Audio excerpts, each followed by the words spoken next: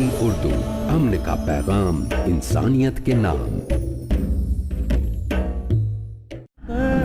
كلام الله داوي نفوسنا لنحس في أعماقنا الإيمان كالجراد مسودا فإذا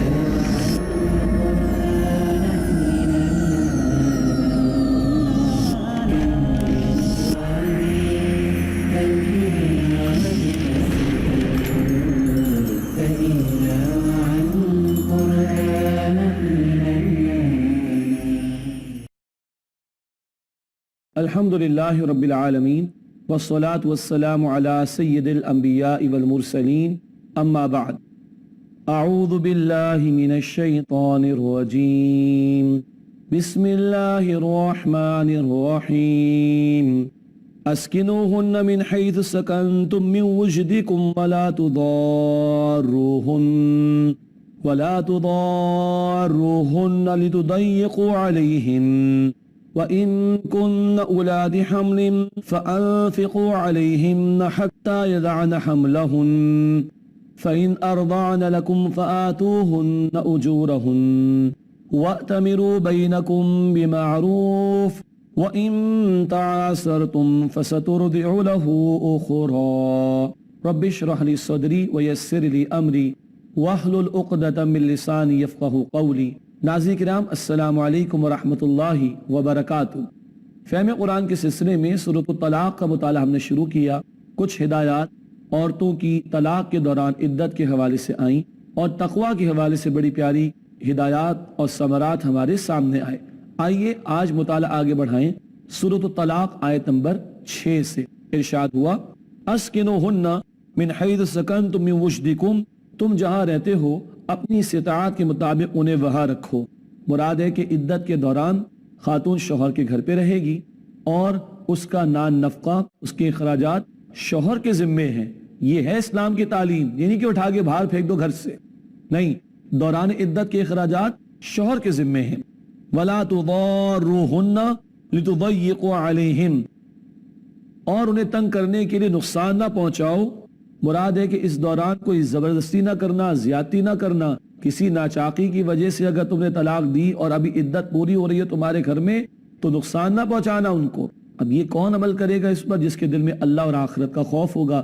جب تک یہ ایمان کی محنت نہیں ہوگی ان احکامات پر عمل نہیں ہو سکتا۔ اللہ ہمیں آخرت کا اور اللہ اپنی ذات کا ایمان عطا فرمائے اور اپنے احکامات پر عمل کرنے کی توفیق عطا فرمائے۔ وَإِن كُنَّ أُولَاتِ حَمْلٍ، اور اگر وہ حاملہ ہوں فَأَنفِقُوا عَلَيْهِنَّ حَتَّى يَضَعْنَ حَمْلَهُنَّ، تو ان پر خرچ کرو یہاں تک کہ وضع حمل ہو جائے۔ بچے کے پیدا ہونے تک تمام اخراجات باپ کے ذمے ہیں، اس عورت کے حوالے سے، بیوی کے حوالے سے۔ فَإِنْ أَرْضَعْنَ لَكُمْ فَآتُوهُنَّ أُجُورَهُنَّ، پھر وہ اگر تمہارے لیے بچے کو دودھ پلائیں تو ان کو ان کی اجرت دو۔ اس دودھ پلانے کی مدت کے دوران بھی اخراجات اس خاتون کے اسی شوہر پر، بچے کے باپ پر ہیں۔ وَأْتَمِرُوا بَيْنَكُمْ بِمَعْرُوفٍ، اور تم آپس میں معقول طریقے سے مشورہ کر لو، کتنی مدت تک دودھ پلانا ہے اور کیا معاملہ رہے گا طے کر لو۔ وَإِن تَعَاسَرْتُمْ فَسَتُرْضِعُ لَهُ أُخْرَى، اور اگر تم باہم کشمکش کرو گے، جھگڑو گے تو کوئی اور خاتون اس کو دودھ پلائے، یعنی بچے کو۔ بچے کو نقصان کیوں ہو؟ بچے کو کیوں اس فطری غذا سے جو کہ دودھ کی صورت میں ہے محروم رکھا جائے؟ اس کی ماں سے دودھ پلواؤ، یہی بہتر ہے۔ اور اگر تم جھگڑا کرو تو کسی اور عورت سے دودھ پلواؤ، مگر بچے پر ظلم نہیں ہونا چاہیے، اس کو اس کی اصل غذا ملنی چاہیے۔ لِيُنْفِقْ ذُو سَعَةٍ مِّن سَعَتِهِ، وسعت والے کو چاہیے کہ اپنی وسعت کے مطابق خرچ کرے۔ اگر کسی اور خاتون سے دودھ پلوا رہے ہو تو اس کو بھی اجرت دینا اس مدت میں جب تک کہ وہ تمہارے بچے کو دودھ پلائے۔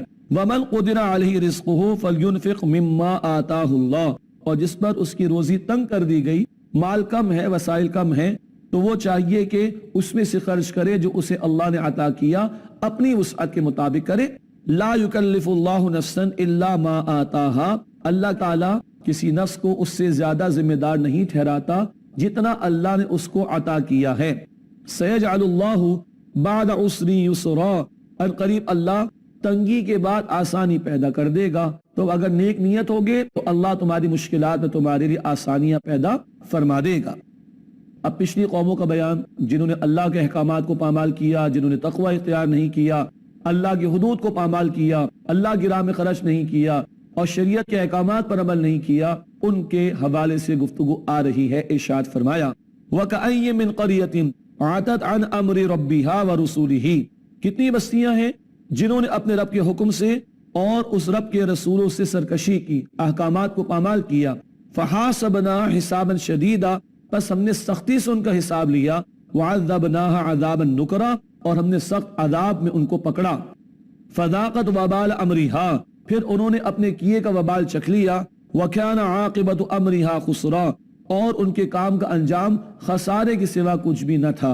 أَعَدَّ اللَّهُ لَهُمْ عَذَابًا شَدِيدًا، اللہ نے ان کے لیے شدید عذاب تیار کیا. فَاتَّقُوا اللَّهَ يَا أُولِي الْأَلْبَابِ، پس اے عقل مندو اللہ کا تقوی اختیار کرو. پھر تقوی کا ذکر آیا جس کا ذکر سورت کی ابتدائی آیات میں بھی آ چکا ہے. الذین آمنوا، اے وہ لوگوں جو ایمان لائے، اللہ کا تقوی اختیار کرو. قد انزل اللہ الیکم ذکرا، یقیناً اللہ نے تم پر ذکر یعنی دلیل نازل فرما دی. وہ کیا ہے؟ رسول اور کتاب. رسول اور کتاب مل کر یہ اللہ کی بینہ، اللہ کی دلیل مکمل کرتے ہیں. رسولا یتلو علیکم آیات اللہ مبینات، وہ رسول ہیں جو تم پر اللہ کی روشن آیات کی تلاوت فرماتے ہیں. تو اللہ کے رسول اور اللہ کی کتاب یہ مل کر روشن دلیل بنتے ہمارے لیے. لِيُخْرِجَ الَّذِينَ آمَنُوا وَعَمِلُوا الصَّالِحَاتِ مِنَ الظُّلُمَاتِ إِلَى النُّورِ، تاکہ وہ لوگ جو ایمان لائے اور جنہوں نے نیک اعمال کیے انہیں وہ نکالیں گمراہی کے اندھیروں سے ہدایت کی روشنی کی طرف. اللہ کے پیغمبر قرآن کی آیات کے ذریعے اب لوگوں کو گمراہی کے اندھیروں سے نکال کر ہدایت کی روشنی کی طرف لا رہے ہیں. اے اللہ، اس قرآن اور اپنے حبیب صلی اللہ علیہ وسلم کی تعلیمات سے ہمیں بھی رہنمائی اور ہدایت عطا فرما، اور ہمیں گمراہی سے بچا اور ہدایت کے راستے پر اے اللہ ہمیں چلنے کی توفیق عطا فرما. وَمَن يُؤْمِن بِاللَّهِ وَيَعْمَلْ صَالِحًا، اور جو اللہ پر ایمان لایا اور جس سے نیک عمل کیا، يُدْخِلْهُ جنات، اللہ اسے جنت کے باغات میں داخل فرمائے گا. تجری من تحتها الانہار، جن کے نیچے نہریں جاری ہوں گی. خالدین فیہا ابدا، وہ ہمیشہ رہیں گے اس میں. قد احسن اللہ لہ رزقا، بے شک اللہ نے ایسے لوگوں کے لیے بہترین رزق تیار کیا ہے. اللہم انا نسألک جنت الفردوس، اے اللہ ہم تجھ سے جنت الفردوس کا سوال کرتے ہیں. اللہ الذی خلق سبع سماوات ومن الارض مثلہن، اللہ ہے جس نے 7 آسمان بنائے اور زمین میں سے بھی اسی طرح. یہ واحد مقام قرآن کا فرمایا کہ زمین میں سے بھی اسی طرح. معلوم ہوتا ہے کہ شاید 7 آسمانوں کی طرح 7 زمینیں بھی ہوں، واللہ عالم. یتنزل الامر بینہن، ان کے درمیان اللہ کا حکم نازل ہوتا ہے. لتعلموا، تاکہ لوگوں تم جان لو، ان اللہ علی کل شیء قدیر، کہ بے شک اللہ ہر شے پر قدرت رکھنے والا ہے. وان اللہ قد احاط بكل شيء علما، اور یقیناً اللہ سبحانہ وتعالی نے ہر شے کا اپنے علم سے احاطہ کر رکھا ہے. اللہ کل قدرت رکھنے والا بھی ہے اور اللہ کل علم رکھنے والا بھی ہے. سورۃ الطلاق کا مطالعہ مکمل ہوا. اب اس کے بعد سورۃ التحریم کا آغاز ہوتا ہے. خاندانی زندگی میں ایک انتہا ناچاکی والی ہوتی ہے. طلاق کا معاملہ، اس کی کچھ رہنمائی اور ہدایات سورۃ طلاق میں آئیں. خاندانی زندگی میں ایک دوسری انتہا بھی آ جاتی. بعض اوقات محبت اور موافقت اتنی بڑھ جاتی ہے کہ اللہ کے احکامات پامال ہونا شروع ہو جاتے ہیں. اس کے لیے کچھ رہنمائی سورۃ التحریم میں ہے. یہ بھی بتایا گیا کہ خاندان کے سربراہ کی ذمہ داری کیا ہے، اور یہ بھی بتایا گیا کہ عورت کو بہرحال اللہ نے دنیا میں گھر کا نظام چلانے کے لیے مرد کے تابع رکھا، مگر ہر عورت کا اپنا ایک تشخص ہے اور کل قیامت کے دن ہر عورت نے اپنا جواب اللہ کے حضور اکیلے دینا ہے. آئیے سورۃ التحریم کا آغاز کریں. بسم اللہ الرحمن الرحیم. یا ایھا النبی لما تحرم ما احل اللہ لک، اے نبی صلی اللہ علیہ وسلم اس چیز کو کیوں حرام کرتے ہیں جو اللہ نے آپ کے لیے حلال فرمائی ہے. پس منظر میں چند واقعات مفسرین نے نقل فرمائے. مشہور واقعہ تو یہ ہے کہ اللہ کے نبی صلی اللہ علیہ وسلم کی 2 ازواج مطہرات نے کچھ اس طرح کا منصوبہ بنایا کہ آپ کے سامنے یہ بات رکھیں کہ آپ زینب کیا جاتے ہیں رضی اللہ تعالی عنہا، اور وہ خاص شہد آپ پیتے ہیں تو محسوس ہوتا ہے کہ آپ کے منہ سے بو آتی ہے. یہ انہوں نے منصوبہ بنایا. مسئلہ یہ تھا کہ وہاں کچھ وقت لگ جاتا تھا اللہ کے رسول کو. خواتین تو اللہ کے رسول کے گھرانے کی ہیں مگر ہیں تو انسان. سوکر ہونے کے ناطے کوئی بات دل میں آ گئی تو دو ازواج مطہرات نے یہ طے کیا کہ جب اللہ کے رسول آئیں گے تو ہم کہیں گے کہ آپ نے یہ جو شہد استعمال کیا آپ کے منہ سے تو بو آتی, یوں آپ چھوڑ دیں گے اور وہاں وقت زیادہ نہیں لگے گا تو کچھ وقت ہمیں بھی مل جائے گا. اللہ کے رسول نے ان دو ازواج کی خوشنودی کے لیے ایک مخصوص قسم کے شہد کو اپنے لیے روک لیا. حلال کو اپنے لیے روکا, امت کو منع نہیں کیا. ہم تو حرام کو حلال کر لیتے ہیں لیکن نہیں, حلال کو روکا ہے اپنی ذات کے لیے. تو اللہ نے توجہ دلا دی. کیوں؟ کئی امت آپ کی پیروی کرنے میں حرام نہ کر لے. یہ ہے جو ذرا لغزش کا معاملہ محسوس ہوا تو فوراً اللہ نے توجہ دلا دی. معلوم ہوا کہ اللہ کے رسول صلی اللہ علیہ وسلم کی پوری زندگی اللہ کے حکم کے تابع تھی. ارشاد ہوا یا ایھا النبی, اے نبی صلی اللہ علیہ وسلم, لما تحرم ما احل اللہ لک, کیوں اس کو آپ حرام کر لیتے ہیں جسے اللہ سبحانہ وتعالی نے آپ کے لیے حلال فرمایا ہے. ناظرین کرام, گفتگو انشاءاللہ جاری رہے گی تاہم آپ سے ملاقات ہوتی ہے ایک وقفے کے بعد. السلام علیکم ورحمۃ اللہ. اقرأ كلام الله داوين. السلام علیکم ورحمۃ اللہ وبرکاتہ. ناظرین کرام, پروگرام میں ایک مرتبہ پھر خوش آمدید. الحمدللہ ہم سورۃ التحریم کا مطالعہ شروع کر چکے ہیں. پہلی آیت کا مطالعہ جاری ہے. آئیے مطالعہ آگے بڑھائیں.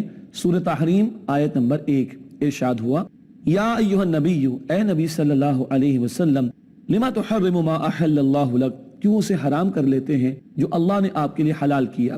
تبتغی مرضات ازواجک, کیا آپ اپنی بیویوں کی خوشنودی چاہتے ہیں.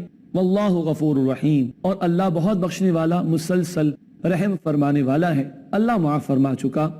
قد فرض اللہ لکم تحلۃ ایمانکم, اے لوگوں یقیناً اللہ نے تم پر تمہارے لیے قسموں کا کفارہ مقرر فرمایا ہے.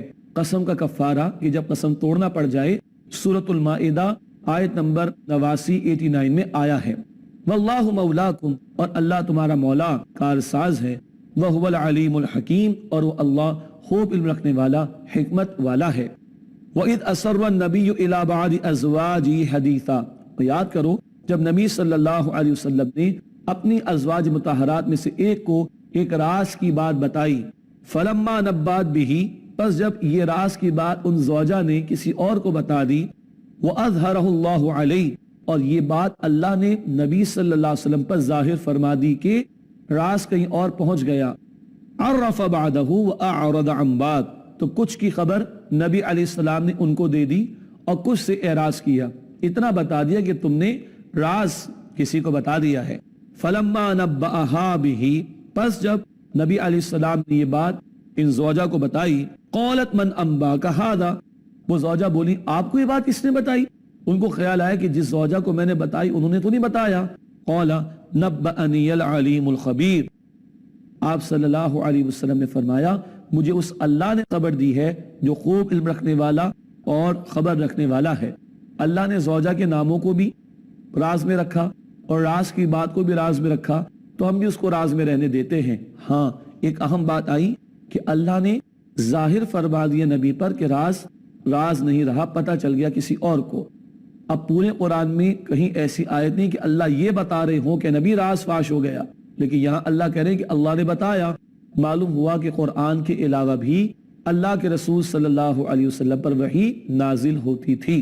ان تتوبا الی اللہ فقد صغت قلوبکما, اگر تم دونوں اللہ کے حضور رجوع کرو, توبہ کرو, تو یقیناً تم دونوں کے دل مائل ہو چکے. وہ جو دو خواتین تھی اللہ کے رسول کے ازواج مطہرات میں سے جنہوں نے ایک منصوبہ بنایا, اللہ تعالیٰ ان کو توجہ دلا رہے ہیں.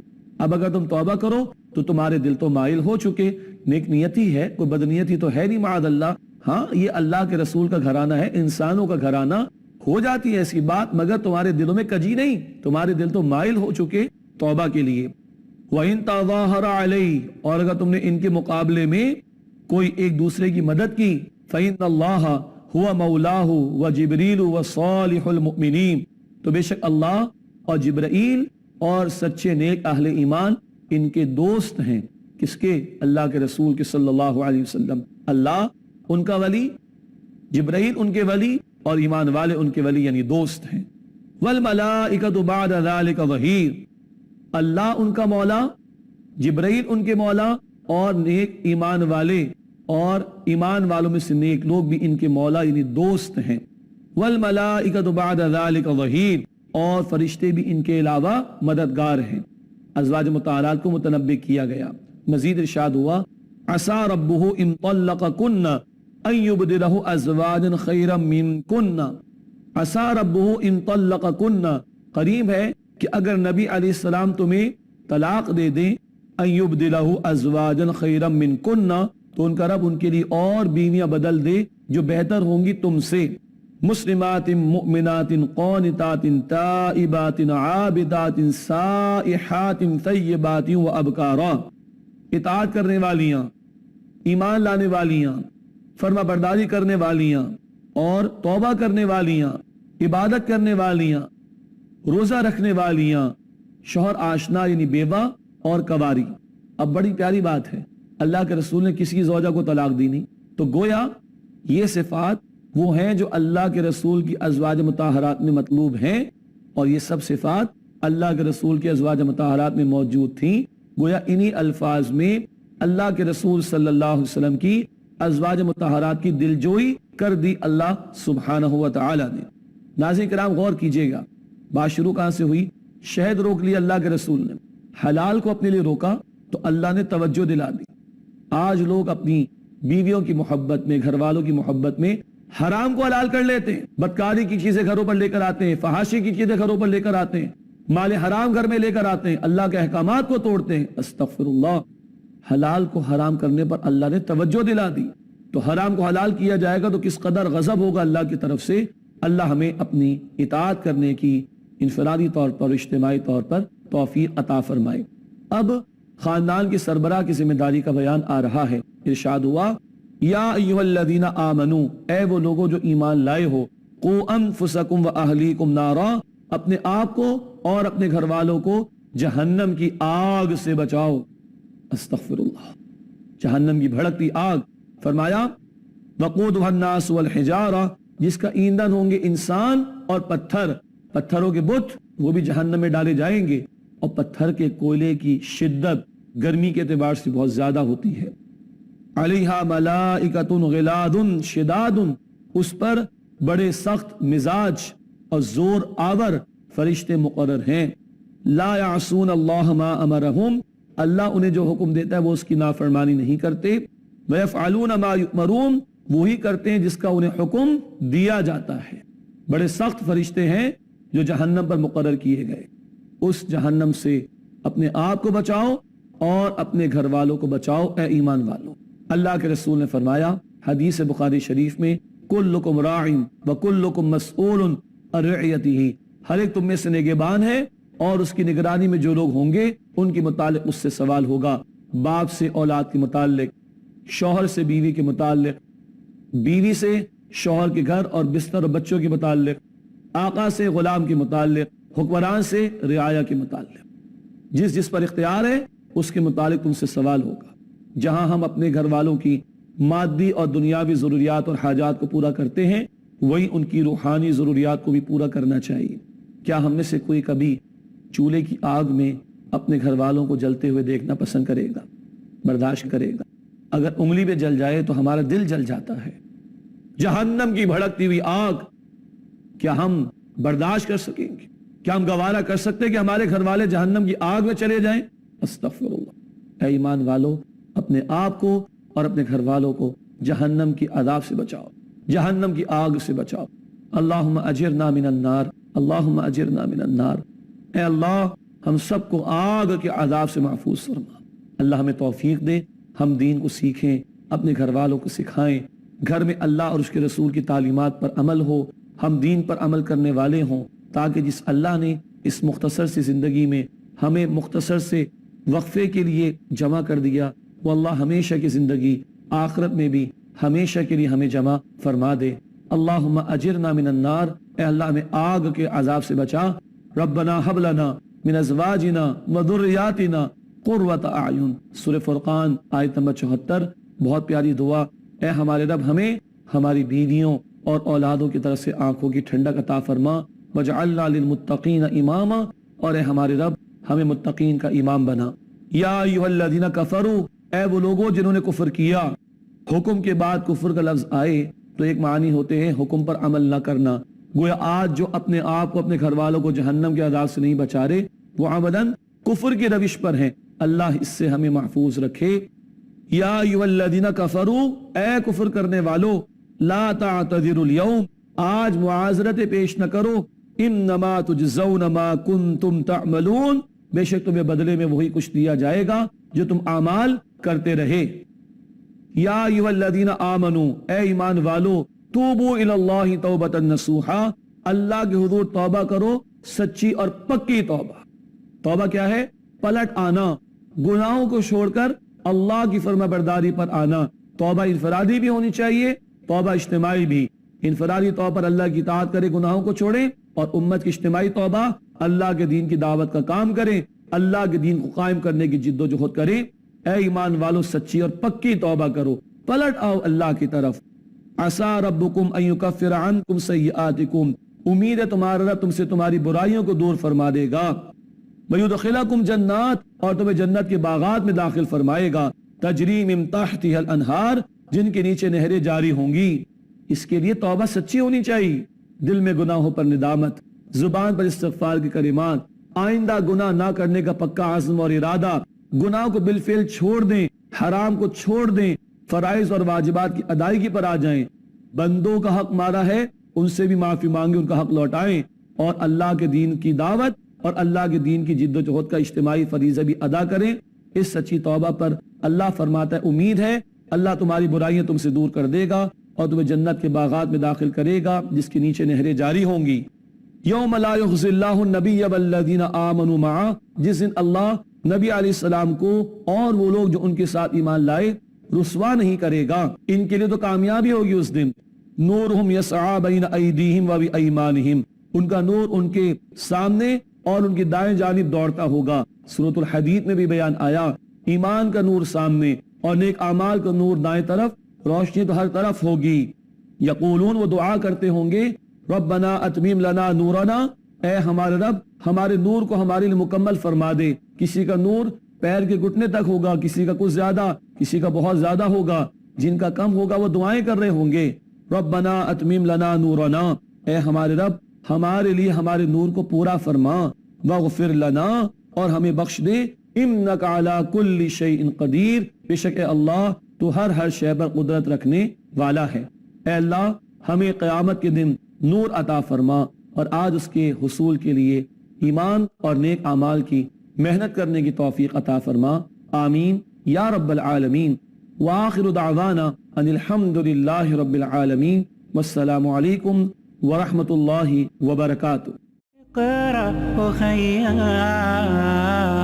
ورتل القرآن، اصبح بصوتك اسمع الأكوان، اقرأ كلام الله داوي نفوسنا لنحب